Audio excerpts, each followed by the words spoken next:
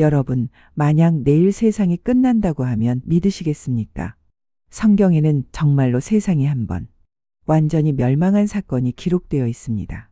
그날 사람들은 평소와 똑같이 먹고 마시고 살아가고 있었습니다. 하지만 단 한 사람, 노아만은 달랐습니다. 왜 노아만 그 사실을 알 수 있었을까요?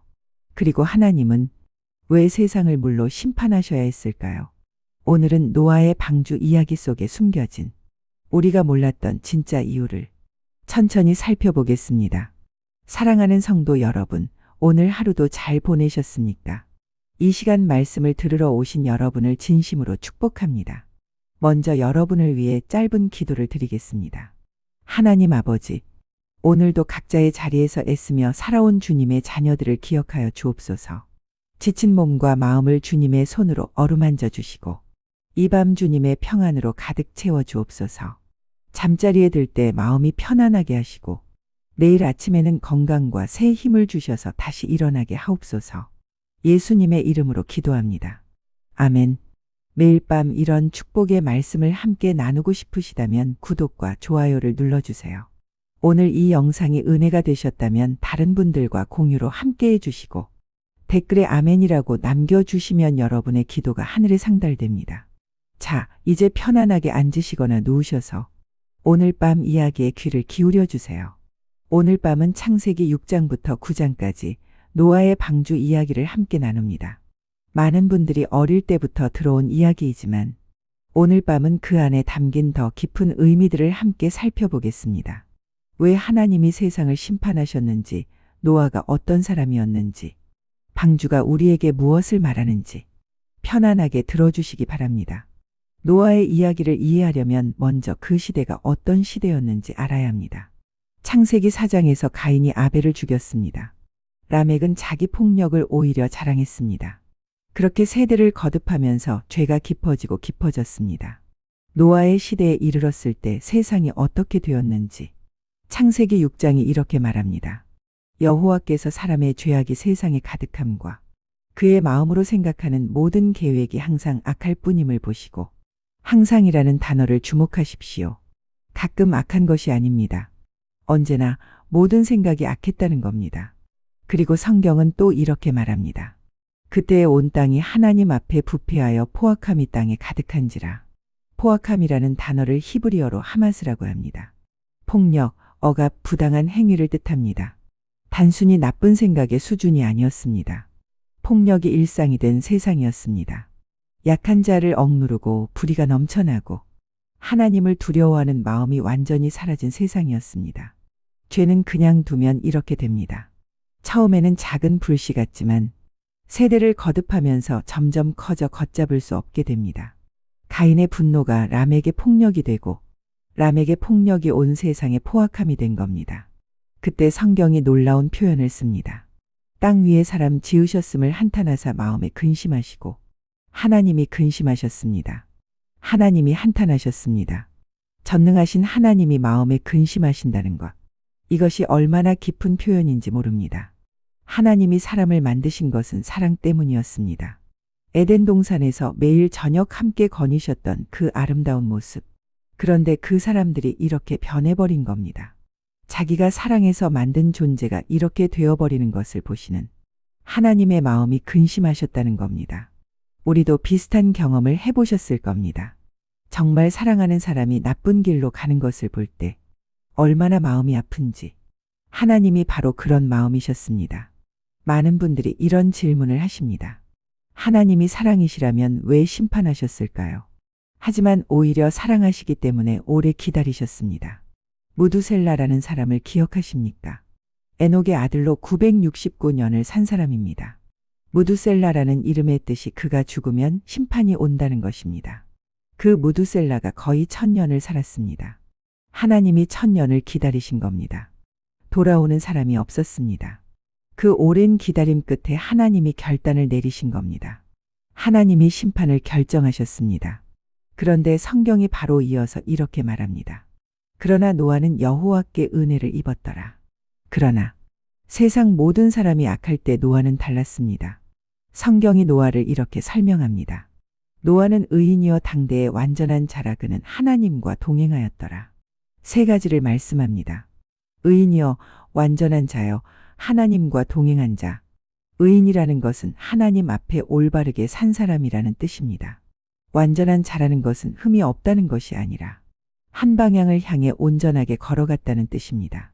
그리고 하나님과 동행했다는 것은 에녹에게도 같은 표현을 썼습니다. 주변의 모든 사람이 다 악할 때 노아 혼자 하나님과 함께 걸었습니다. 얼마나 외롭고 힘든 길이었겠습니까? 비웃음을 받고 이상한 사람 소리를 들으면서도 노아는 흔들리지 않았습니다. 베드로후서의 노아를 의의 전파자라고 표현합니다. 단순히 방주만 만든 것이 아니라 사람들에게 심판이 올 것을 알렸다는 겁니다. 100년 동안 경고했는데 아무도 돌아오지 않았습니다. 노아를 따라 방주에 들어온 사람은 가족 8명뿐이었습니다. 얼마나 외롭고 슬픈 일이었겠습니까? 이것이 노아의 위대함입니다. 특별한 능력이 있어서가 아닙니다. 세상이 다 나쁜 길로 갈 때 혼자 하나님 곁에 있었다는 것. 그게 노아를 특별하게 만든 겁니다. 하나님이 노아에게 말씀하셨습니다. 너는 고페르 나무로 너를 위하여 방주를 만들되 그 안에 칸들을 막고 역청으로 그 안팎에 칠하라. 그 길이는 300규빗, 너비는 50규빗, 높이는 30규빗이라. 규빗은 팔꿈치에서 손끝까지의 길이로 약 45cm입니다. 계산해 보면 길이 약 135m, 너비 약 22m, 높이 약 13m. 축구장보다 35m 더 긴 배입니다. 아파트 4층 높이의 3층 구조였습니다. 과학자들이 계산해 보니 화물기차 500칸에 해당하는 용량이었습니다. 방주는 크기만 보더라도 충분히 모든 동물을 실을 수 있는 규모였습니다. 노아가 이 말씀을 들었을 때 얼마나 당황했겠습니까? 그 시대에는 큰 비가 내린 적이 없었을 겁니다. 창세기 2장에 보면 처음 세상에는 안개가 땅을 적셨다고 했습니다. 대규모 홍수라는 개념 자체가 생소했을 수 있습니다. 그런데 육지 한가운데서 이 거대한 배를 만들라는 겁니다. 노아가 어떻게 했습니까? 노아가 그와 같이 하되 하나님이 자기에게 명하신 대로 다 준행하였더라. 불평 없이 의심 없이 그냥 하셨습니다. 성경학자들은 방주를 만드는데 대략 100년이 걸렸을 거라고 이야기합니다. 100년 동안 비웃음을 받으면서 아무도 믿지 않는 상황에서 묵묵히 배를 만든 겁니다. 눈에 보이는 것도 없고 이해가 되지 않아도 하나님이 말씀하셨다면 그대로 하는 것. 이것이 믿음입니다. 때가 되자 하나님이 말씀하셨습니다. 너와 내 온 집은 방주로 들어가라. 이 세대에서 내가 내 앞에 의로움을 내가 보았음이니라. 하나님이 노아의 의로움을 직접 말씀해 주셨습니다. 노아와 아들들과 아내와 며느리들 8명이 방주로 들어갔습니다. 그리고 동물들이 방주로 나왔습니다. 새가 그 종류대로, 가축이 그 종류대로, 땅에 기는 모든 것이 그 종류대로 각기 둘씩. 노아가 억지로 잡아서 넣은 게 아닙니다. 하나님이 보내셔서 스스로 나온 겁니다. 서로 잡아먹는 동물들이 나란히 평화롭게 들어온 겁니다. 하나님이 모든 피조물에게도 말씀하실 수 있다는 것을 보여줍니다. 모든 것이 준비되자 하나님이 문을 닫으셨습니다. 노아가 닫은 게 아닙니다. 하나님이 직접 닫으셨습니다. 이것이 단순히 문을 닫은 게 아닙니다. 방주 안에 있는 사람들을 하나님이 직접 보호하신다는 의미입니다. 이제 그 안은 안전하고 그 밖은 심판이 시작된다는 경계선입니다. 노아가 600세 되던 해 2월 17일. 그날의 큰 기품의 샘들이 터지며 하늘의 창문들이 열려 40주야를 비가 땅에 쏟아졌더라. 40일 밤낮으로 비가 쏟아졌습니다. 하늘 위에 있던 물층이 한꺼번에 쏟아지고 땅 아래에서도 물이 솟아올랐습니다. 위에서도 아래에서도 물이 나온 겁니다. 물이 점점 불어났습니다. 천하의 높은 산이 다 잠겼습니다. 방주는 그 물 위에 떠올랐습니다. 그리고 방주 밖의 모든 것이 사라졌습니다. 노아와 그와 함께 방주에 있던 자들만 남았더라.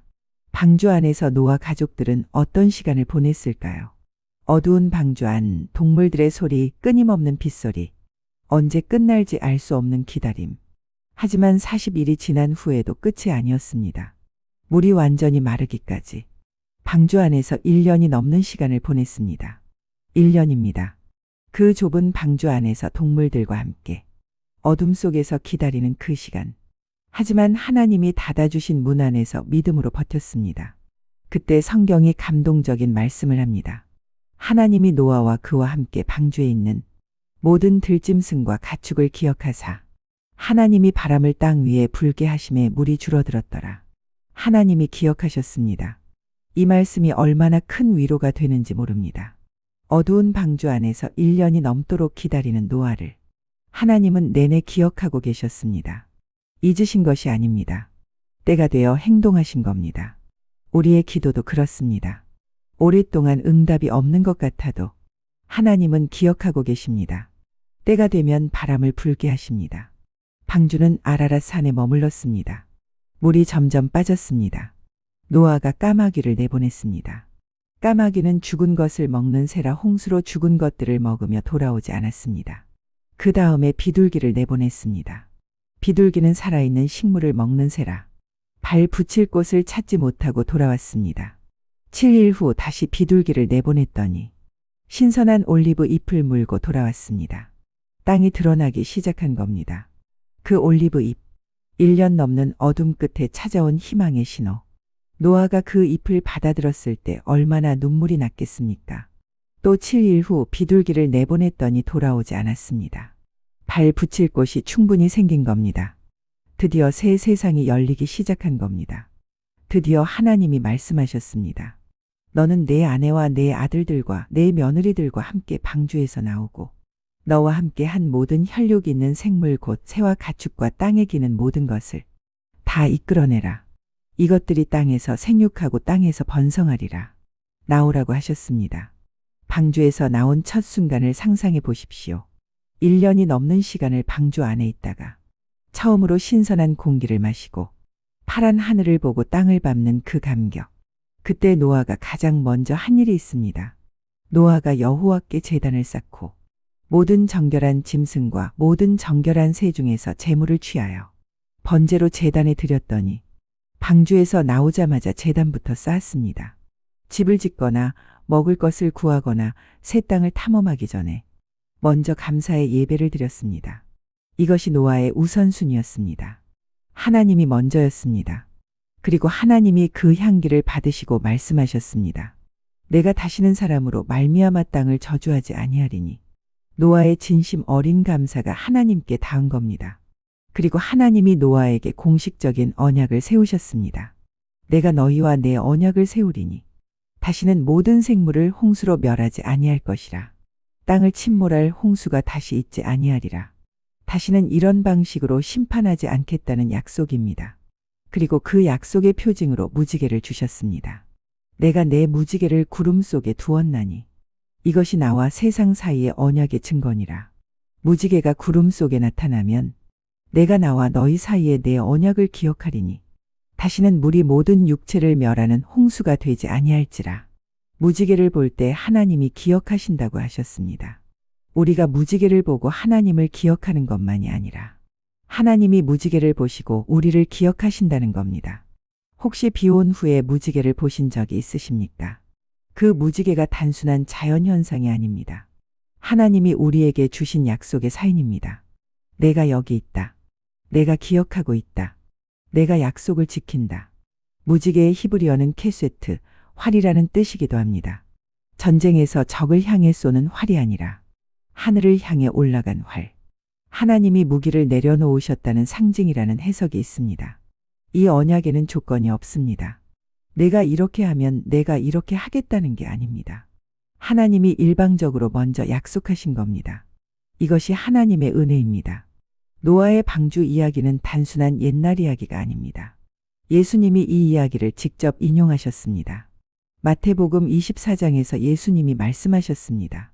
노아의 때와 같이 인자의 임함도 그러하리라. 홍수 전날까지 사람들이 먹고 마시고 장가들고 시집가고 있으면서 홍수가 나서 그들을 다 멸하기까지 깨닫지 못하였으니 노아의 때에 사람들이 왜 깨닫지 못했을까요? 일상에 너무 바빠서였습니다. 먹고 마시고 사는 것에 바빠서 하나님의 경고에 귀 기울이지 못했습니다. 예수님은 마지막 때도 그럴 것이라고 하셨습니다. 하지만 오늘 이 말씀을 듣고 계신 여러분은 다릅니다. 하나님의 말씀을 듣기 위해 이 자리에 계십니다. 그것이 이미 노아의 시대 사람들과 다른 선택입니다. 그리고 방주가 예수님을 가리키는 예표입니다. 방주는 딱 하나였습니다. 구원의 길은 하나뿐이었습니다. 방주 아니냐 바뀌냐가 생사를 결정했습니다. 예수님도 말씀하셨습니다. 내가 곧 길이요 진리요 생명이니 나로 말미암지 않고는 아버지께로 올 자가 없느니라. 방주의 문을 하나님이 닫으셨습니다. 그 안에 있는 사람들은 폭풍이 치든 파도가 높든 안전했습니다. 예수님 안에 있는 우리도 그렇습니다.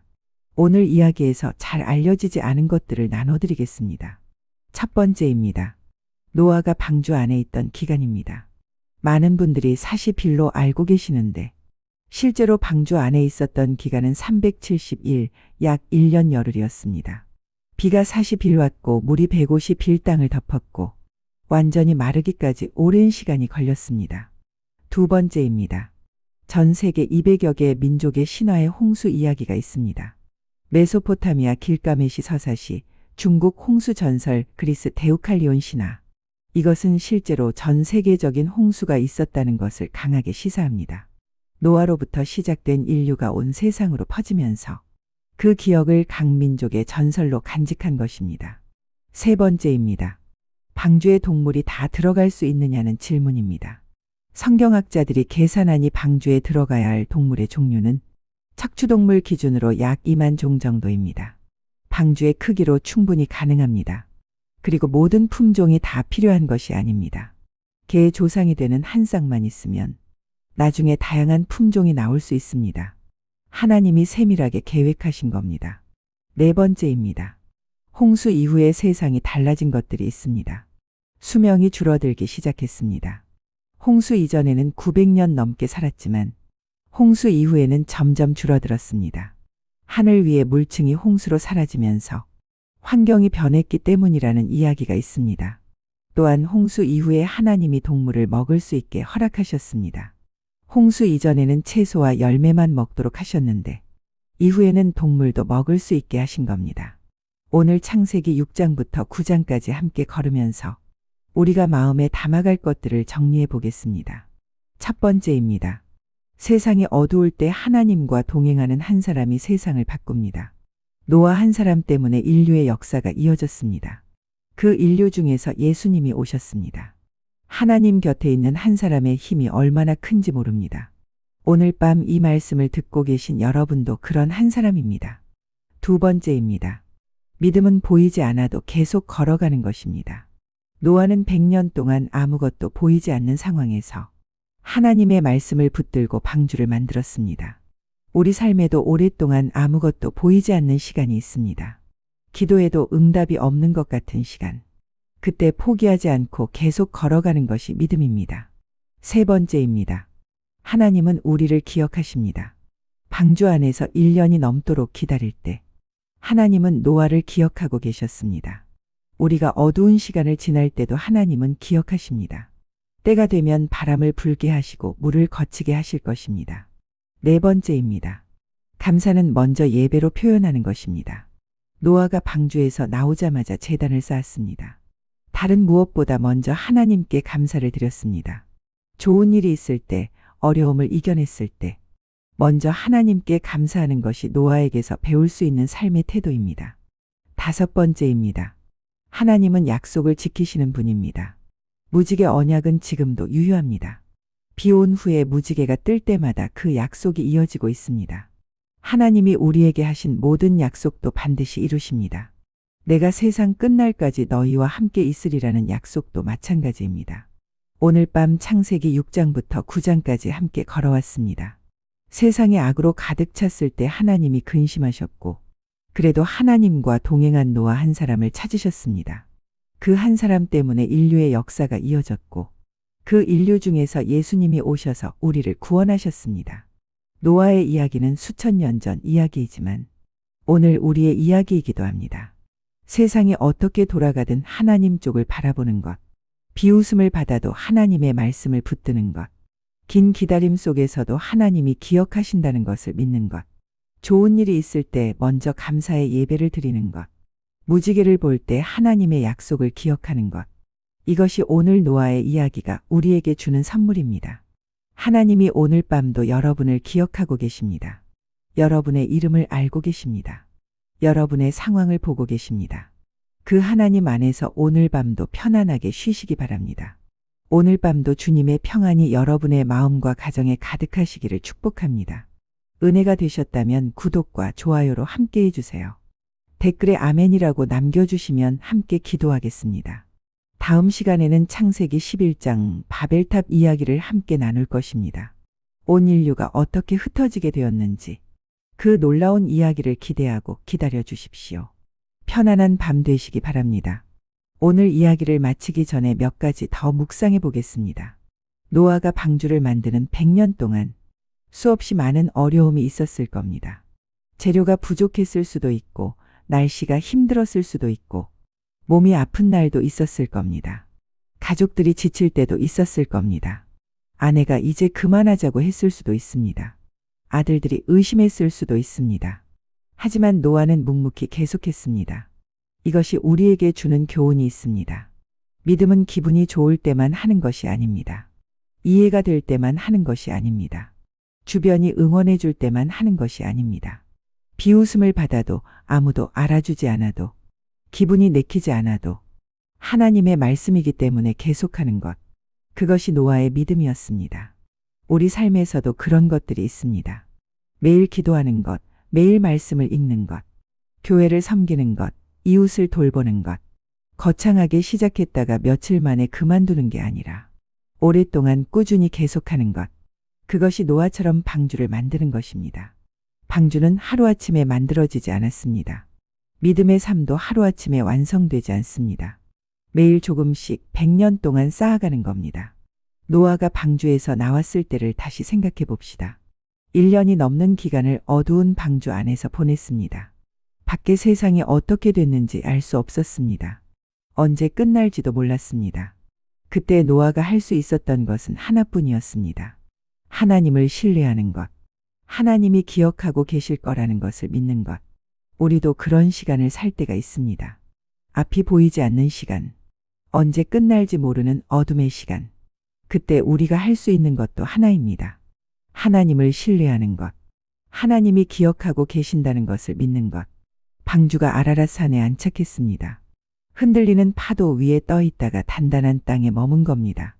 우리의 믿음도 그렇습니다. 세상의 파도에 흔들리다가 결국 하나님이라는 단단한 반석 위에 머무르게 됩니다.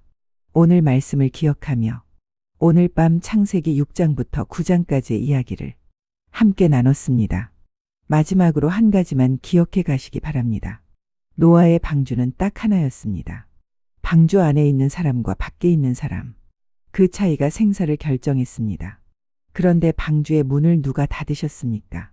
하나님이 닫으셨습니다. 그 방주 안에 있는 사람들이 얼마나 안전했겠습니까? 하나님이 직접 닫아주신 문 안에 폭풍이 치든 파도가 높든 비가 쏟아지든 그 안은 안전했습니다. 우리도 예수님 안에 있으면 그렇습니다. 세상이 아무리 흔들려도 하나님이 우리를 붙들고 계시는 한 우리는 안전합니다. 오늘 밤 그 안전함 안에서 편안하게 쉬시기 바랍니다. 하나님이 오늘 밤도 여러분을 기억하고 계십니다. 여러분의 이름을 알고 계십니다. 여러분의 삶을 보고 계십니다.